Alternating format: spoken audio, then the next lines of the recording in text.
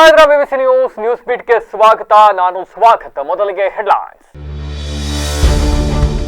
Auto ಚಾಲಕರ ಮೊಗದಲ್ಲಿ ಮಂದಹಾಸ. ಇಂಧನ ದರ ಇಳಿಕೆಯ ಸಿಹಿ ಸುದ್ದಿ. ಪ್ರತಿ ಲೀಟರ್ ಎಲ್ಪಿಜಿ ದರದಲ್ಲಿ 10 ರೂಪಾಯಿ ಇಳಿಕೆ. ಕೆಸರಿನಲ್ಲಿ ಸಿಲುಕಿದ ಕೆಎಸ್ಆರ್ಟಿಸಿ ಬಸ್. ಮಳೆಯಲ್ಲಿ ಪರದಾಡಿದ ಪ್ರಯಾಣಿಕರು. ಬೆಳಗಾವಿ ಗೋವಾ ಹೆದ್ದಾರಿಯ ದುಸ್ಥಿತಿಗೆ ಜನರ ಆಕ್ರೋಶ. ನರೇಗಲ್ನಲ್ಲಿ ಹಿಂದೂಗಳ ಮೇಲೆ ದೌರ್ಜನ್ಯ. ಪೊಲೀಸ್ ಠಾಣೆಗಳು ಕಾಂಗ್ರೆಸ್ ಕಚೇರಿಗಳಾಗಿದ್ದಾವೆ. ಆಡಳಿತ ಪಕ್ಷದ ವಿರುದ್ಧ ಬಿವೈ ವಿಜಯೇಂದ್ರ ಆಕ್ರೋಶ.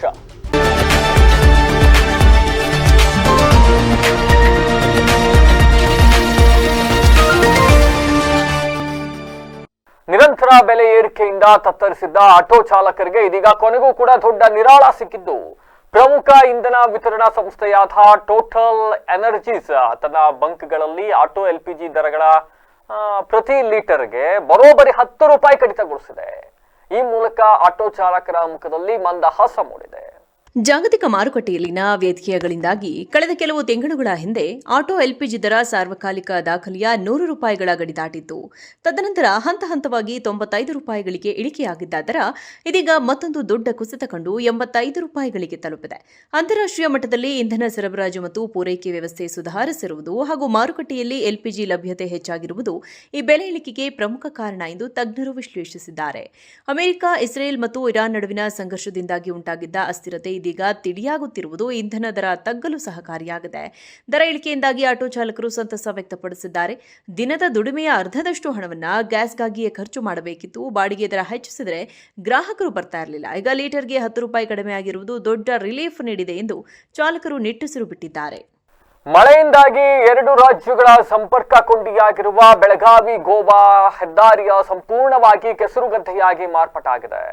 ರಸ್ತೆಯ ದುಸ್ಥಿತಿಯಿಂದಾಗಿ ಪ್ರಯಾಣಿಕರು ಹಾಗೂ ವಾಹನ ಸವಾರರು ತೀವ್ರ ಸಂಕಷ್ಟವನ್ನ ಎದುರಿಸ್ತಾ ಇದ್ದಾರೆ. ಬೆಳಗಾವಿಯಿಂದ ಗೋವಾ ಕಡೆಗೆ ತೆರಳುತ್ತಿದ್ದ ಕೆಎಸ್ಆರ್ಟಿಸಿ ಬಸ್ ಖಾನಾಪುರ ತಾಲೂಕಿನ ವರಕಡ ಗ್ರಾಮದ ಬಳಿ ಬರುತ್ತಿದ್ದಂತೆ ರಸ್ತೆಯಲ್ಲಿದ್ದ ಭಾರೀ ಪ್ರಮಾಣದ ಕೆಸರಿನ ಹೂಳಿನಲ್ಲಿ ಸಿಲುಕಿಕೊಂಡಿದೆ. ಬಸ್ನ ಚಕ್ರಗಳು ಹೂತು ಹೋಗಿ ಮುಂದೆ ಚಲಿಸಲಾಗದ ಸ್ಥಿತಿಯಲ್ಲಿ ನಡುರಸ್ತೆಯಲ್ಲೇ ನಿಂತಿದೆ. ಪ್ರಯಾಣಿಕರ ಸುರಕ್ಷತೆಯ ದೃಷ್ಟಿಯಿಂದ ಬಸ್ನಲ್ಲಿದ್ದ ಎಲ್ಲರನ್ನ ಕೆಳಗಿಳಿಸಲಾಗಿದ್ದು, ಸುರಿಯುವ ಮಳೆಯಲ್ಲೇ ಪ್ರಯಾಣಿಕರು ರಸ್ತೆ ಬದಿಯಲ್ಲಿ ನಿಂತು ತೀವ್ರ ತೊಂದರೆ ಅನುಭವಿಸಿದರು. ಬಸ್ ಹೆದ್ದಾರಿಯ ನಡುಭಾಗದಲ್ಲೇ ಸಿಲುಕಿದ್ದರಿಂದ ಕರ್ನಾಟಕ ಮತ್ತು ಗೋವಾ ನಡುವಿನ ವಾಹನ ಸಂಚಾರ ಸಂಪೂರ್ಣವಾಗಿ ಕಡಿತಗೊಂಡು ಅಸ್ತವ್ಯಸ್ತವಾಗಿತ್ತು. ಸ್ಥಳೀಯರು ಹಾಗೂ ಇತರ ವಾಹನ ಸವಾರರ ಸಹಾಯದೊಂದಿಗೆ ಸುಮಾರು 2 ಗಂಟೆಗಳ ಕಾಲ ನಿರಂತರ ಕಾರ್ಯಾಚರಣೆ ನಡೆಸಿ ಬಸ್ ಅನ್ನು ಕೆಸರಿನಿಂದ ಹೊರಕ್ಕೆ ಎಳೆಯಲಾಯಿತು. ಈ ಹೆದ್ದಾರಿಯಲ್ಲಿ ಪ್ರತಿದಿನ ಸಾವಿರಾರು ಲಘು ಹಾಗೂ ಭಾರೀ ವಾಹನಗಳು ಸಂಚರಿಸುತ್ತವೆ. ಇದು ಗೋವಾ ಮತ್ತು ಕರ್ನಾಟಕದ ನಡುವಿನ ಪ್ರಮುಖ ವಾಣಿಜ್ಯ ರಸ್ತೆಯಾಗಿದ್ದರೂ ಇದರ ನಿರ್ವಹಣೆ ಮತ್ತು ಅಭಿವೃದ್ಧಿ ವಿಚಾರದಲ್ಲಿ ಸಂಬಂಧಪಟ್ಟ ಅಧಿಕಾರಿಗಳು ಹಾಗೂ ಜನಪ್ರತಿನಿಧಿಗಳು ಸಂಪೂರ್ಣ ನಿರ್ಲಕ್ಷ್ಯ ವಹಿಸಿದ್ದಾರೆ ಎಂದು ಸ್ಥಳೀಯರು ತೀವ್ರ ಆಕ್ರೋಶ ವ್ಯಕ್ತಪಡಿಸಿದ್ದಾರೆ. ನರೇಗಲ್ನಲ್ಲಿ ನಡೆತಾ ಇರತಕ್ಕಂಥ ಹಿಂದೂ ವಿರೋಧಿ ಚಟುವಟಿಕೆಗಳು ಹಾಗೂ ಪೊಲೀಸರ ಪಕ್ಷಪಾತ ಧೋರಣೆ ಆರೋಪವನ್ನ ಖಂಡಿಸಿರ್ತಕ್ಕಂಥ ಬಿಜೆಪಿ ರಾಜ್ಯಾಧ್ಯಕ್ಷ ಬಿವೈ ವಿಜಯೇಂದ್ರ ಅವರು ರಾಜ್ಯ ಸರ್ಕಾರ ಹಾಗೂ ಪೊಲೀಸರ ವಿರುದ್ಧ ತೀವ್ರ ವಾಗ್ದಾಳಿಯನ್ನು ನಡೆಸಿದ್ದಾರೆ. ನರೇಗಲ್ನಲ್ಲಿ ಕಾರ ಹುಣ್ಣಿಮೆಯ ಸಂದರ್ಭದಲ್ಲಿ ಹೋರಿ ಬೆದರಿಸುವ ಕಾರ್ಯಕ್ರಮ ನಡೀತಾ ಇತ್ತು. ಈ ವೇಳೆ ಪಟಾಕಿ ಸಿಡಿಸಿದ ಕಾರಣಕ್ಕೆ ಹಾಲುಮತ ಸಮಾಜದ ಯುವಕರಾದ ಲೋಹಿತ್ ಕುರುಬರ, ಶಿವರಾಜ್, ಜಯಪ್ಪ, ನಾಗಪ್ಪ, ಮಲ್ಲಪ್ಪ ಮತ್ತು ನಿಂಗರಾಜ್ ಕುರುಬರ ಮೇಲೆ ದುಷ್ಕರ್ಮಿಗಳು ಮಾರಣಾಂತಿಕ ಹಲ್ಲೆ ನಡೆಸಿದ್ದಾರೆ ಎಂದು ಆರೋಪಿಸಿದ್ದು, ಪೊಲೀಸ್ ಠಾಣೆಗಳು ಕಾಂಗ್ರೆಸ್ ಕಚೇರಿಯಾಗಿ ಪರಿವರ್ತನೆಯಾಗಿವೆ. ಆಡಳಿತ ಪಕ್ಷದ ಕೈಗೊಂಬೆಯಾಗಿ ಪೊಲೀಸರು ವರ್ತಿಸ್ತಾ ಇದ್ದಾರೆ. ಹಲ್ಲೆ ನಡೆದು 24 ಗಂಟೆ ಕಳೆದರೂ ಯುವಕರ ಮೇಲೆ ಮಾರಣಾಂತಿಕ ಹಲ್ಲೆ ನಡೆಸಿದ ಆರೋಪಿಗಳನ್ನು ಬಂಧಿಸಿಲ್ಲ ಎಂದು ಅವರು ಕಿಡಿಕಾರಿದ್ದಾರೆ. ಹಲ್ಲೆಕೋರರನ್ನು ಬಂಧಿಸುವ ಬದಲು ಅವರ ಪರವಾಗಿ ಪ್ರಕರಣ ದಾಖಲಿಸಿ ಹಿಂದೂಗಳನ್ನು ಬೆದರಿಸುವ ಕೆಲಸ ನಡೀತಾ ಇದೆ. ಹಾವೇರಿ ಜಿಲ್ಲೆಯಾದ್ಯಂತ ಬಜರಂಗದಳ ಕಾರ್ಯಕರ್ತರು ಮತ್ತು ಗೋರಕ್ಷಕರ ಮೇಲೆ ಸುಳ್ಳು ಕೇಸುಗಳನ್ನು ಹಾಕಲಾಗುತ್ತಿದೆ ಎಂದು ದೂರಿದ್ದಾರೆ. ಘಟನಾ ಸ್ಥಳಕ್ಕೆ ಇದುವರೆಗೆ ಸ್ಥಳೀಯ ಶಾಸಕರು ಭೇಟಿ ನೀಡಿಲ್ಲ ಎಂದು ಟೀಕಿಸಿದ ವಿಜಯೇಂದ್ರ, ಶಾಸಕರು ಮಂತ್ರಿ ಸ್ಥಾನಕ್ಕಾಗಿ ದೆಹಲಿಯಲ್ಲಿ ಕಾಲಹರಣ ಮಾಡ್ತಾ ಇದ್ದಾರೆ. ಅವರು ಗೆದ್ದಿರುವುದು ಕೇವಲ ಮುಸ್ಲಿಮರ ಮತದಿಂದಲ್ಲ, ಹಿಂದೂಗಳ ಮತದಿಂದಲೂ ಹಿಂದೂಗಳ ರಕ್ಷಣೆ ಮಾಡುವುದು ಅವರ ಕರ್ತವ್ಯ ಎಂದು ಎಚ್ಚರಿಸಿದರು.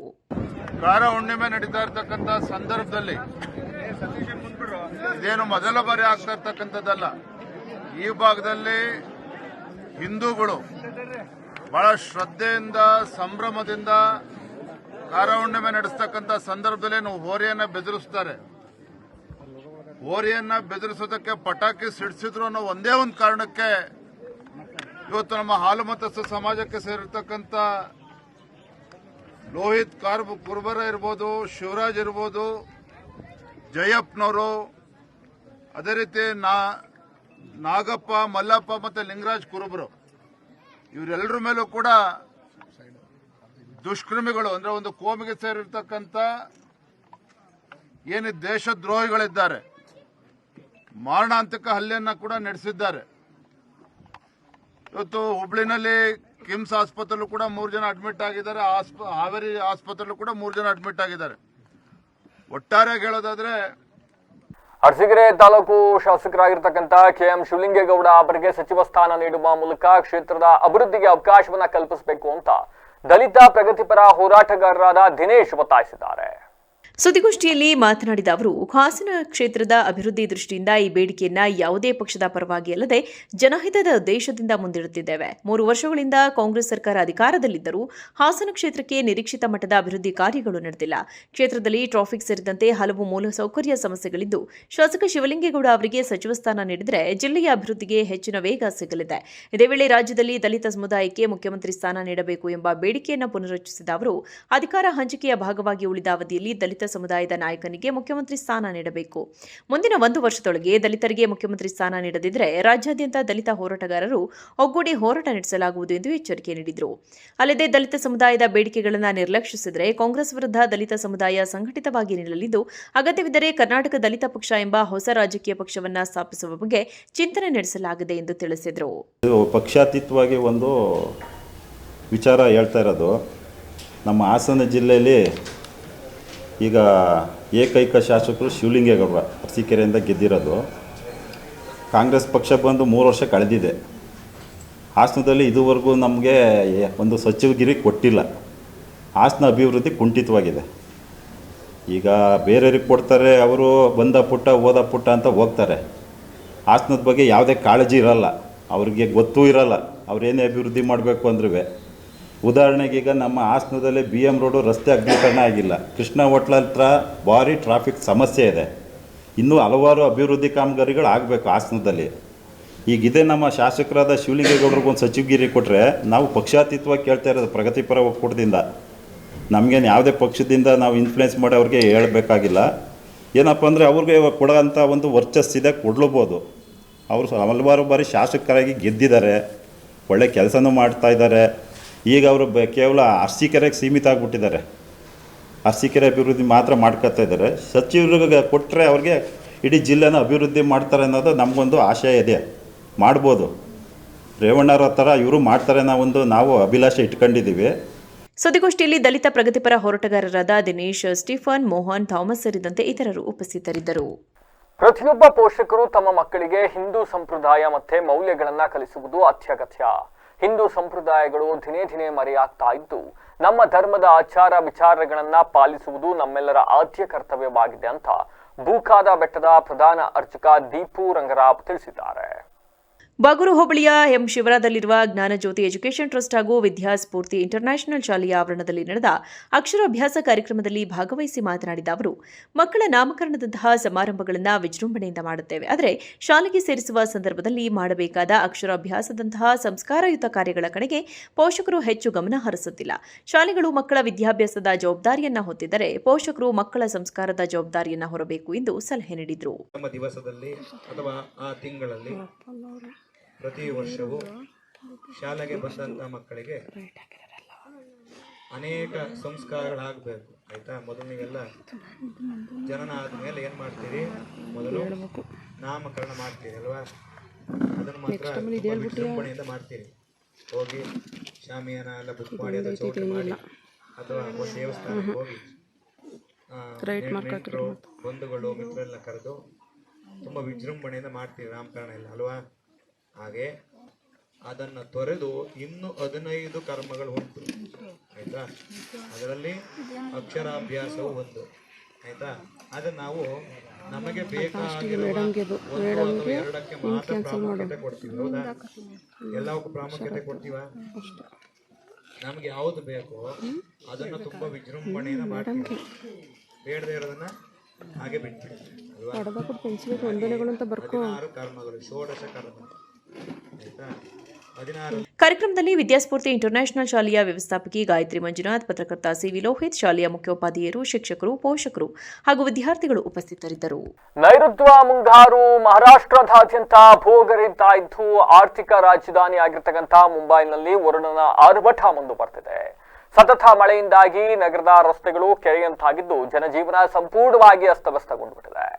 ರಾತ್ರಿ ಇಡೀ ಸುರಿದ ಭಾರೀ ಮಳೆಯಿಂದಾಗಿ ಮುಂಬೈನ ತಗ್ಗು ಪ್ರದೇಶಗಳು ಜಲಾವೃತಗೊಂಡಿವೆ. ಮುಖ್ಯ ರಸ್ತೆಗಳಲ್ಲಿ ಮಳೆ ನೀರು ನಿಂತ ಪರಿಣಾಮ ವಾಹನ ಸಂಚಾರಕ್ಕೆ ಅಡ್ಡಿಯಾಗಿದ್ದು, ಅಲ್ಲಲ್ಲಿ ಭಾರೀ ಟ್ರಾಫಿಕ್ ಜಾಮ್ ಉಂಟಾಗಿದೆ. ಪಾದಚಾರಿಗಳು ಮತ್ತು ವಾಹನ ಸವಾರರು ಸಂಚರಿಸಲು ಹರಸಾಹಸ ಪಡುವಂತಾಗಿದೆ. ಸಾಮಾನ್ಯವಾಗಿ ಜೂನ್ 11ರ ಸುಮಾರಿಗೆ ಮುಂಬೈ ಪ್ರವೇಶಿಸಬೇಕಿದ್ದ ಮುಂಗಾರು ಈ ಬಾರಿ 1 ವಾರಕ್ಕೂ ಹೆಚ್ಚು ತಡವಾಗಿ ಆಗಮಿಸಿತ್ತು. ಆದರೆ ಇದೀಗ ರಾಜ್ಯವನ್ನೇ ಆವರಿಸಿರುವ ಮುಂಗಾರು ಮಳೆ ಮುಂಬರುವ ದಿನಗಳಲ್ಲಿ ವ್ಯಾಪಕವಾಗಿ ಸುರಿಯಲಿದೆ ಎಂದು ಹವಾಮಾನ ಇಲಾಖೆ ಮುನ್ಸೂಚನೆ ನೀಡಿದೆ. ಭಾರತೀಯ ಹವಾಮಾನ ಇಲಾಖೆ ನೀಡಿರುವ ಮಾಹಿತಿಯ ಪ್ರಕಾರ ಮುಂಬೈನಲ್ಲಿ ಮಳೆಯ ತೀವ್ರತೆ ಹೆಚ್ಚಾಗಲಿದ್ದು, ಮಳೆಯ ಆರ್ಭಟ ಮುಂದುವರಿಯಲಿರುವ ಹಿನ್ನೆಲೆಯಲ್ಲಿ ಸಾರ್ವಜನಿಕರು ಅಗತ್ಯ ಮುನ್ನೆಚ್ಚರಿಕೆ ವಹಿಸುವಂತೆ ಆಡಳಿತ ಮಂಡಳಿ ಸೂಚಿಸಿದೆ. ಬೆಂಗಳೂರು ನಗರದಾದ್ಯಂತ ಪಾದಚಾರಿಗಳ ಸುಗಮ ಸಂಚಾರಕ್ಕೆ ಅಡ್ಡಿಯಾಗಿದ್ದ ಅಕ್ರಮ ಫುಟ್ಪಾತ್ ಒತ್ತುವರಿಯನ್ನ ತೆರವುಗೊಳಿಸಲು ಬೃಹತ್ ಬೆಂಗಳೂರು ಮಹಾನಗರ ಪಾಲಿಕೆ ವಿಶೇಷ ಕಾರ್ಯಾಚರಣೆಯನ್ನ ತೀವ್ರಗೊಳಿಸಿದೆ. ಸ್ಥಳೀಯ ಅಧಿಕಾರಿಗಳ ನೇತೃತ್ವದಲ್ಲಿ ನಡೆದ ಈ ಕಾರ್ಯಾಚರಣೆಯು ನಗರದ ಪ್ರಮುಖ ರಸ್ತೆಗಳಲ್ಲಿ ನಡೆಯುತ್ತಿದ್ದು, ಅಶೋಕ ಪಿಲ್ಲರ್ ಬಳಿ ತೆರವು ಕಾರ್ಯವನ್ನು ಚುರುಕುಗೊಳಿಸಿರುವ ಸಿಬ್ಬಂದಿ ಫುಟ್ಪಾತ್ಗಳ ಮೇಲೆ ಅಕ್ರಮವಾಗಿ ನಿರ್ಮಿಸಿದ್ದ ಅಂಗಡಿಗಳು, ಜಾಹೀರಾತು ಬೋರ್ಡ್ಗಳು ಹಾಗೂ ಇತರೆ ಅಡೆತಡೆಗಳನ್ನು ತೆರವು ಮಾಡುತ್ತಿದ್ದಾರೆ. ಟ್ರಿನಿಟಿ ಜಂಕ್ಷನ್ನಿಂದ ಎಂಜಿ ರಸ್ತೆ ಮತ್ತು ಎಂಜಿ ಉದ್ಯಾನದವರೆಗೆ 100 ಅಡಿ, ಇಂದಿರಾನಗರದಿಂದ ದೊಮ್ಮಲೂರು ಫ್ಲೈಓವರ್ವರೆಗೆ, ವಿವೇಕಾನಂದ ಮೆಟ್ರೋ ನಿಲ್ದಾಣದಿಂದ ಬೆನಗನಹಳ್ಳಿ ರೈಲ್ವೆ ಸೇತುವೆವರೆಗೆ, ಅಶೋಕ ಪಿಲ್ಲರ್ನಿಂದ ಮಾಧವಚಂದ್ ಪಾರ್ಕ್ವರೆಗೆ, ಜಯನಗರದ 8ನೇ ಮತ್ತು 9ನೇ ಮುಖ್ಯ ರಸ್ತೆ ಹಾಗೆ ಆರ್ವಿ ರಸ್ತೆ, ಟೀಚರ್ಸ್ ಕಾಲೇಜಿನಿಂದ ಸೌತ್ ಎಂಡ್ ಸರ್ಕಲ್ವರೆಗೆ ಕೆಲವು ಹೋಟೆಲ್ ಮಾಲೀಕರು ಫುಟ್ಪಾತ್ಗಳನ್ನು ತಮ್ಮ ವ್ಯಾಪಾರದ ವಿಸ್ತರಣೆಗೆ ಬಳಸಿಕೊಂಡಿರುವುದು ಕಾರ್ಯಾಚರಣೆ ವೇಳೆ ಕಂಡುಬಂದಿದೆ. ಗ್ರಾಹಕರು ಕುಳಿತುಕೊಳ್ಳಲು ಕುರ್ಚಿಗಳನ್ನು ಹಾಕಿ, ಟೀ ಅಂಗಡಿಗಳನ್ನು ನಿರ್ಮಿಸಿ, ಮರಗಳನ್ನು ಬಿಡದೆ ಅತಿಕ್ರಮಣ ಮಾಡಿಕೊಂಡಿದ್ದ ಜಾಗಗಳನ್ನು ಪಾಲಿಕೆ ಸಿಬ್ಬಂದಿ ತೆರವುಗೊಳಿಸಿದ್ದಾರೆ. ಪಾದಚಾರಿಗಳ ಸುರಕ್ಷತೆಗೆ ಹೆಚ್ಚಿನ ಆದ್ಯತೆ ನೀಡಲಾಗಿದ್ದು, ನಿಯಮ ಉಲ್ಲಂಘಿಸುವವರ ವಿರುದ್ಧ ದಂಡ ವಿಧಿಸುವುದಲ್ಲದೆ ಕಠಿಣ ಕಾನೂನು ಕ್ರಮ ಕೈಗೊಳ್ಳುವುದಾಗಿ ಅಧಿಕಾರಿಗಳು ಎಚ್ಚರಿಕೆ ನೀಡಿದ್ದಾರೆ.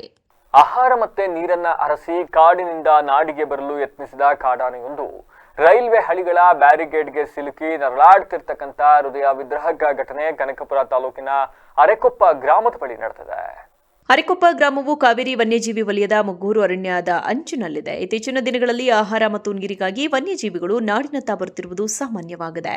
ಇದೇ ರೀತಿ ಮುಗ್ಗೂರು ಅರಣ್ಯದಿಂದ ಹೊರಬಂದ ಕಾಡಾನೆ ಆನೆಗಳು ನಾಡಿಗೆ ಬರದಂತೆ ತಡೆಯಲು ಅಳವಡಿಸಲಾಗದ ರೈಲ್ವೆ ಬ್ಯಾರಿಕೇಡ್ನ ಕಬ್ಬಿಣದ ಕಂಬಗಳ ನಡುವೆ ಸಿಲುಕಿಕೊಂಡಿದೆ. ದೇಹವು ಕಂಬಗಳ ಮಧ್ಯೆ ಸಿಲುಕಿದ್ದರಿಂದ ಆನೆಗೆ ಮುಂದೆ ಚಲಿಸಲು ಅಥವಾ ಹಿಂದೆ ಸರಿಯಲು ಸಾಧ್ಯವಾಗದೆ ತೀವ್ರವಾಗಿ ನರಳಾಡಿದೆ.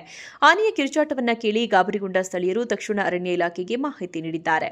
ಸ್ಥಳಕ್ಕೆ ಧಾವಿಸಿದ ಕಾವೇರಿ ವನ್ಯಜೀವಿ ವಿಭಾಗದ ಅರಣ್ಯಾಧಿಕಾರಿಗಳು ಮತ್ತು ಸಿಬ್ಬಂದಿಯ ವರ್ಗವು ಆನೆಯನ್ನ ಸುರಕ್ಷಿತವಾಗಿ ಹೊರತರಲು ಸಿದ್ಧತೆ ನಡೆಸಿದ್ದಾರೆ.